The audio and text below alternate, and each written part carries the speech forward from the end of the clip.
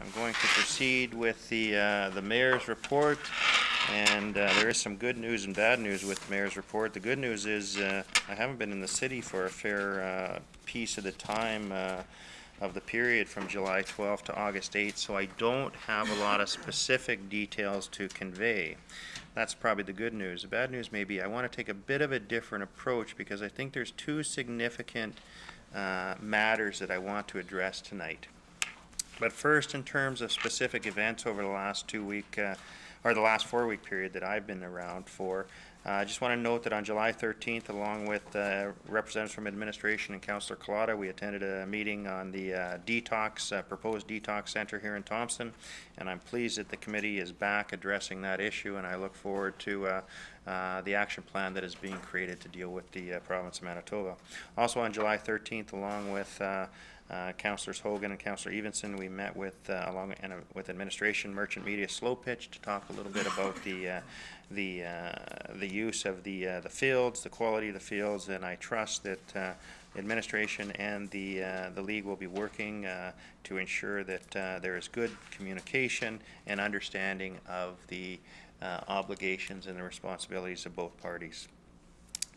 On July 14th, I was able to meet, along with other representatives from Council, with the Thompson Chamber of Commerce regarding the Westminster Sherry program and the current status of that program and where it was going. I was pleased that the Thompson Recycling Centre participated in that meeting and indicated their support, and I indicated the full support of the City of Thompson to work with the Chamber.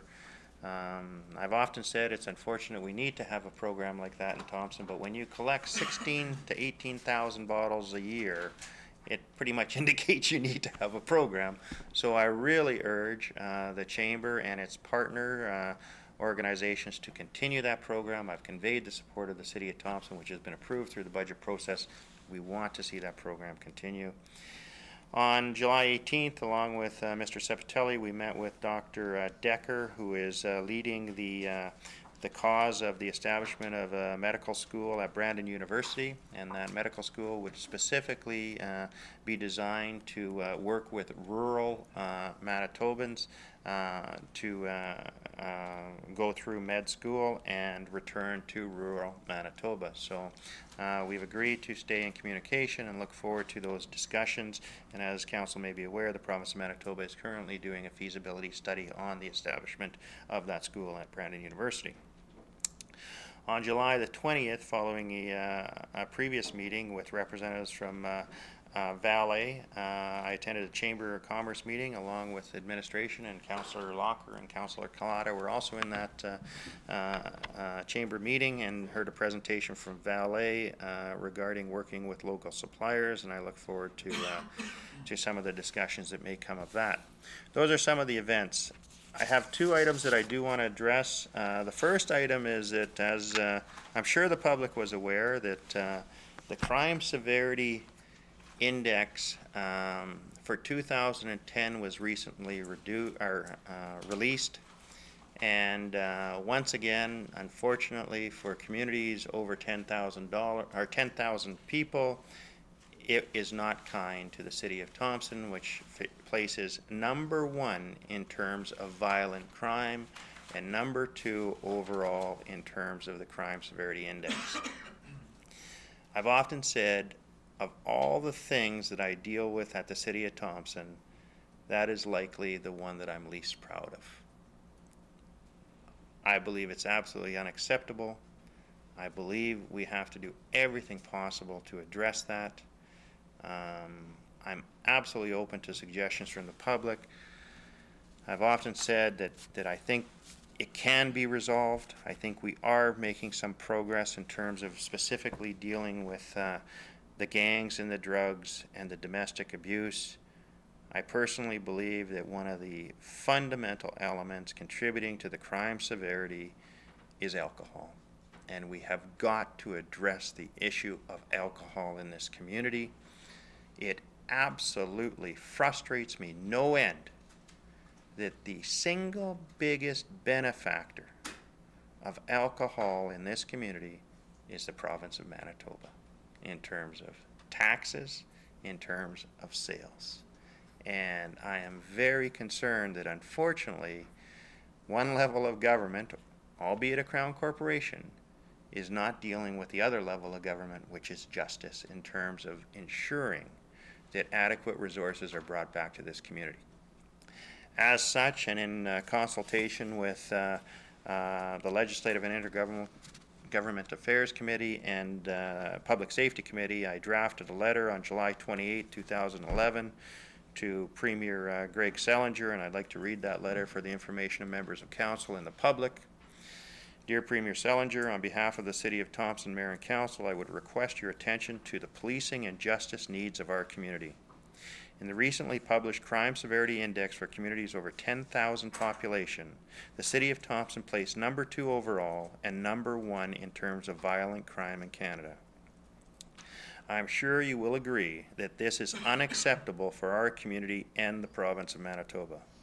The City of Thompson has, over the last number of years, prioritized gangs and drugs, domestic violence, and bylaw enforcement, with specific emphasis on alcohol-related offenses. Our community has been frustrated with the position of the province of Manitoba on a number of matters relating to these priorities. The absence of a detox facility in our community servicing the needs of residents in Thompson and northern Manitoba is an embarrassment. The lack of interest in any movement by the province in addressing our numerous inquiries relating to bylaw enforcement is disturbing. The City of Thompson has indicated our willingness to commit our resources to both these initiatives in partnership with the province of Manitoba. I have attached for your information a copy of an article from the July 27, 2011 Thompson Citizen regarding the Crime Severity Index titled Canada's Most Violent Crime City, Thompson, Manitoba. I would ask for an opportunity to meet with yourself and the ministers responsible for justice, housing and community development, and healthy living, youth and seniors to discuss the results and solutions to significantly reduce the Crime Severity Index, the creation of a detox center, and to discuss bylaw enforcement. These issues are intertwined, and a concerted effort of your government and ministers is needed to help make Thompson a stronger community. Thanking you for your attention to this matter, and I'll note the letter which was forwarded to the Premier was CC'd to the Honourable Andrew Swan, Minister of Justice, Honourable Carrie Irvin Ross, Minister of Housing and Community Development, Honourable Jim Rondo, Minister of Healthy Living, Youth and Seniors, Honourable Steve Ashton, MLA, Grand Chief David Harper, MKO, Grand Chief Arnold Uskin, KTC, President Reg Mead from NACC, Vice President Shalida Lachemodier from MMF, and RCMP Commanding Officer D Division Bill Robinson. Since that letter, I can advise you that I have received a phone call from Minister Swan suggesting that we meet. I will be communicating with Minister Swan. A meeting isn't enough. It's time for action. And quite frankly, my position, and I've said it, and I know some members of council will disagree, this city has got to take a firm and strong position with justice, and maybe we got to step out of bounds a little bit. Maybe we got to talk about our own police force, because then we get to set the priorities. Maybe we got to talk about implementing some of those bylaws that maybe fringe on the grounds of provincial legislation. But you know what? When we had bylaw enforcement, which actually was on the street, confiscating liquor, the first thing I heard from the province of Manitoba was their opposition to the fact we couldn't confiscate liquor. Not what an issue it was in Thompson, not what the problems that it caused, but that we couldn't do it. Council went and changed that. The next thing I heard from them was, well, you can't have lights on, the same color lights on your vehicles as the RCMP vehicles, and you can't have peace officer on your uniform. This is ridiculous. That is the response we're getting. And I suggest to council, quite frankly, it may be time to step out of bounds and do something. And I will be speaking with the Grand Chiefs, who have been tremendously supportive, as has been President Mead, Vice President Lachemodier. It is unacceptable. And I just truly believe it's not just the crime, it's the impact on people's lives, including those individuals that unfortunately are mixed up in the world of alcohol, drugs, and gangs. It is just a shame, and it's unacceptable in northern Manitoba. So we need to address that, and I would urge council members, I'd urge the public, I am wide open. I absolutely do not like what's happening in this community. I don't accept it, but I tell you, I need a lot of help to see if we can change it. So that's the first matter, and it gets me a little bit going, but I really believe we've got to push this one. The second matter that I want to talk to is that in the mail over the last week, and coincidentally I was away over the last week, but it didn't have anything to do with this fact, but residents may have received in the mail their property tax for 2011. And I want to make a few comments. One, I encourage people to take a look at the document that was provided with respect to the information. I note that property taxes are due on September the 30th. They are, you can certainly pay earlier, and I believe you can now pay online, which I'm pleased that we were able to do. I will note, and I want to thank and acknowledge council. One of the things I want to draw people's attention to is that, in fact, the mill rate was decreased as a result of the removal of the utility. We said we were going to do that as a council. We delivered on that. The second thing is we removed the surcharge for the garbage can. And I will contend till the last day I leave this building, it was the right thing to do. If we would have chosen just to bury that in the tax, it never would have been removed. By placing it as a special levy, it was there last year, it paid for what we said it was going to pay for, and it's gone. So, thanks to council for their wisdom. I also want to point out that this year we provided a document in the brochure. And I often get challenged about the high taxes in Thompson, Manitoba. And here it is, apples to apples. Now that we removed the utility, you can compare Thompson to other communities. And I want to note that when you look at the component of residential tax being the municipal component and the local education, on the municipal component, we are lower than Neepawa, Morden, Swan River, Selkirk, Portage la Prairie, Dauphin. Our municipality beats them on a mill rate. And a mill rate is a mill rate, doesn't matter what community you're in. Unfortunately, when you combine municipal and local education, and I'm not taking any shots, this is a reality, our tax then bumps up significantly. It is even worse on the commercial side. So I encourage residents to refer to this. I'm always happy to discuss with individuals property tax. I'm proud of the moves this council has made. I believe the facts are clear in terms of the process that we've taken, and we've been transparent in that. And I know I was somewhat pleasantly surprised when I saw the impact on my taxation, although having a teenager in my home, I think it's going to be offset by how much water he's using. Those are the two matters I wanted to discuss. I also want, and as council's aware, I don't do this very often, but I truly believe that with these two individuals, I want to acknowledge the passing of former councillor Leo Landers, who over many, many years made a tremendous contribution to this community, not just as a councillor, but as a business person.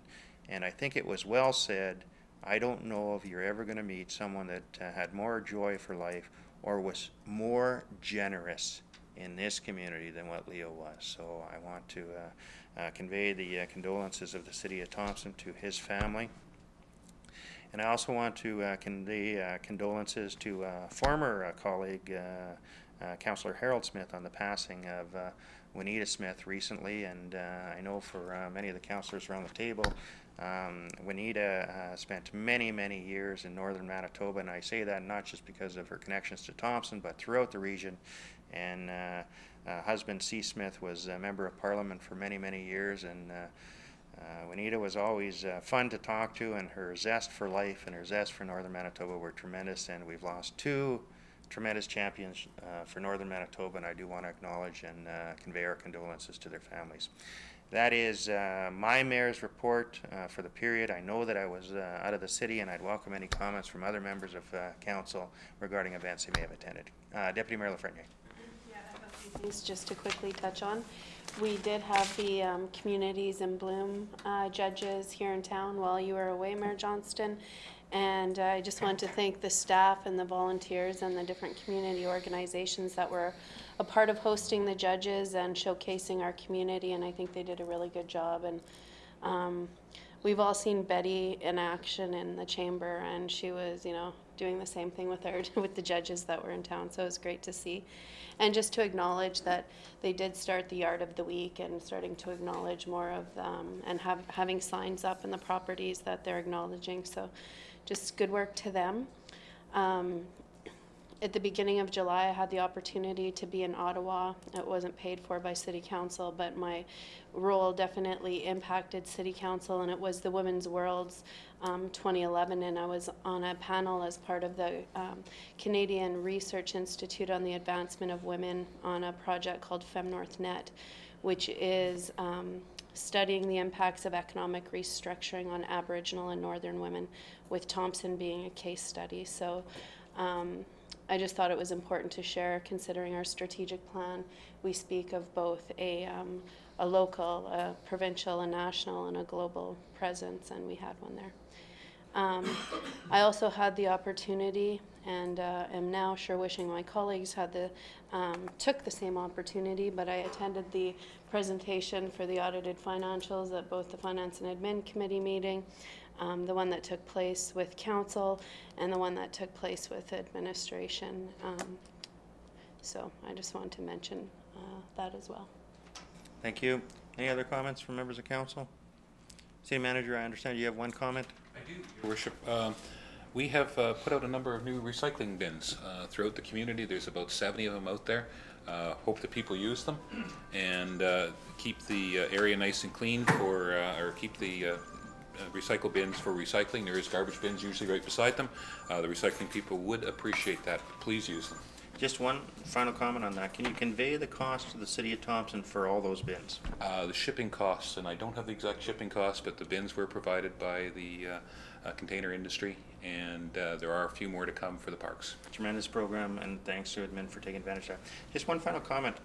I just want to be clear. In my comments regarding the crime severity, please do not interpret me placing any fault or blame on RCMP. I place it on justice and the province of Manitoba for their unwillingness to provide the resources and the creativity and the programming to deal with the issue. The RCMP have worked with us, and I believe will continue to do that. When I say we have to look at other options, because quite frankly, at the highest levels, we are not being heard. So I just want to, I certainly pay my respect to the RCMP members on the street for the work they're doing. This is an issue that we need to deal with justice and senior leaders in the province, just for a clarification. That concludes the affairs of City Council.